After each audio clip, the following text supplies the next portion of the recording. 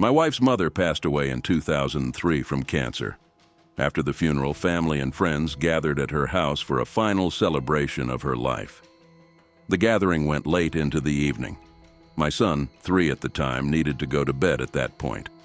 I walked with him up the stairs to where he would sleep. The room that my mother-in-law passed away in was upstairs and straight down the hallway as you reached the top of the landing. My son and I walked upstairs together with me holding his hand. As we nearly reached the top of the stairs, my son stopped and wouldn't move, at the point which he could just see down the hallway. He was staring straight down the hall. I looked at him, then down the hall to an open doorway to a completely dark bedroom.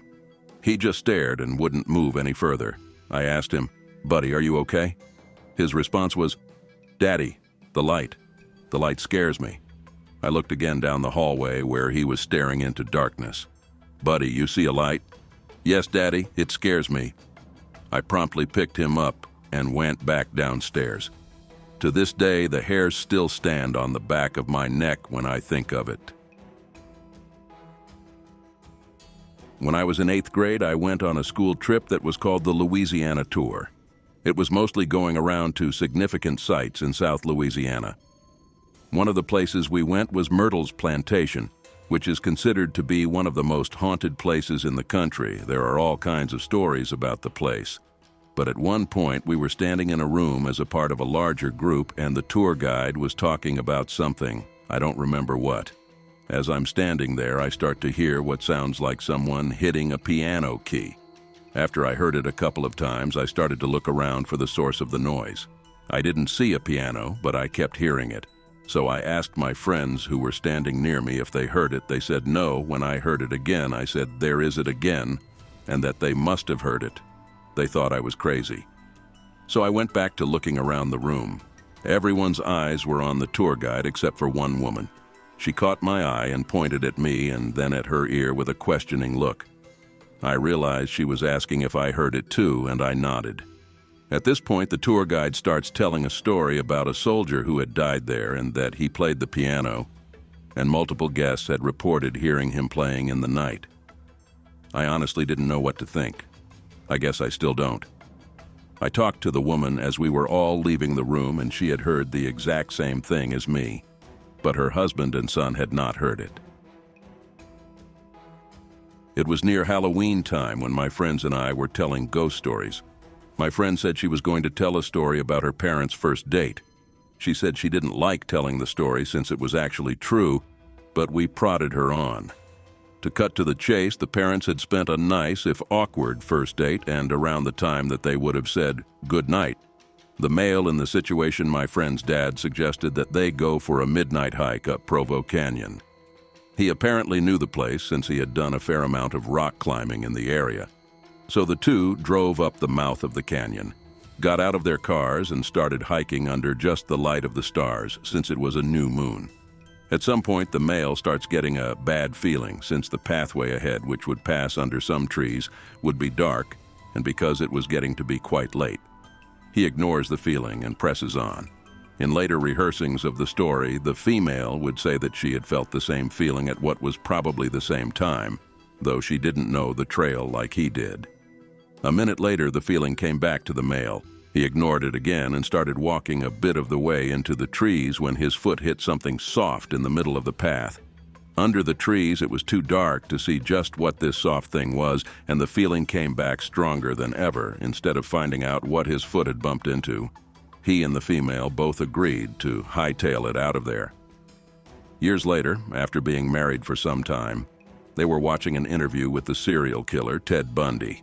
In response to a question asking him to describe the time that he felt the closest to being caught, he explained about the night that he lured a girl into Provo Canyon and had just killed her when he heard some people coming up the trail. He explained how he hid in the trees just in time, only to watch some guy walk right into the body and for some reason just turn around and walk away. One of his night shifts, a guy was calling, all freaked out that his wife was in the bath and was not breathing. My brother and not one of my brothers worked security in one of New York City's most upscale hotels. The security desk received a frantic call during her security guard rushed upstairs to the room. Sure enough, they found a woman in the tub, and she was unresponsive. My brother and the other guard got her out of the tub and attempted CPR. In the interim, during resuscitation attempts, the NYPD arrived.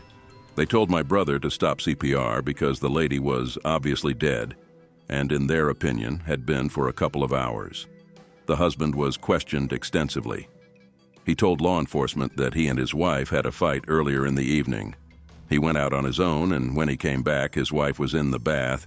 He says he went to bed at that point, but later became concerned when his wife didn't come to bed. Privately, among all those present, the general consensus was that the husband had something to do with it, but it could not be proven. A couple of weeks later, the room was again made available to guests, and of course the incident was not mentioned. A woman who frequently stayed at the hotel made a reservation for a week and was assigned to that room. She was the first person to stay in the room since the incident. She came to the front desk first thing in the morning, very upset, and with all of her luggage in tow. She said that she was canceling the rest of her reservation and that she would never be staying in the hotel again.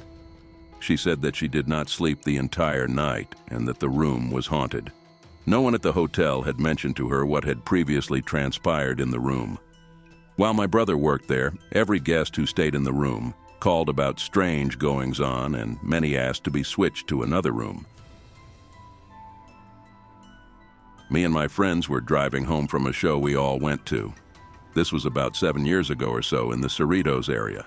There's an elementary school there, I think on 186th, I forgot what it's called. Anyway, we drove by a local elementary school, all of us joking and laughing or whatever 16-year-olds do, and my friend's girlfriend looked over at the playground in the school, screamed, and refused to talk to anyone for a few hours. We all asked her what was wrong, what she saw, what happened, but nothing would make her tell us. We all thought she saw someone on the playground or a dead body or something. All we knew was that she was seriously spooked. As backstory, I should add that she's sensitive to paranormal happenings. I should also add that I don't really believe in ghosts or the like, but whatever. She would have doors fly open at her old house, clothes hangers fly off the rail, cups fall over and then right themselves multiple times. Just crazy shit. Anyway, she eventually told her boyfriend what she had seen. She said that she had briefly seen a bunch of blood-covered people walking around the playground aimlessly. I immediately started blaming exhaustion, as it was around 2 a.m. when we drove by. We looked it up later, and it turns out that a plane had crashed into the school in the late 80s, and a lot of people had died.